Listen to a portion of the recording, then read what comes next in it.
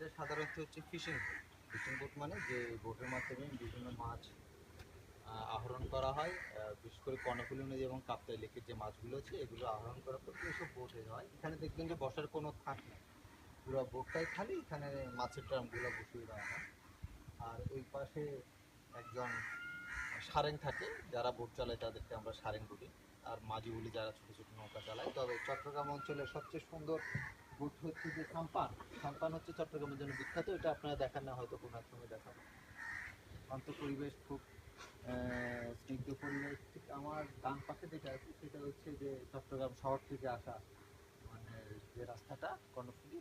আর আমার বাম দিকে যদি যাই তাহলে সরাসরি আমি ইন্ডিয়া চলে যেতে পারবো। কর্ণফুলী নদীটা আসলে ওদিক থেকেই আসে।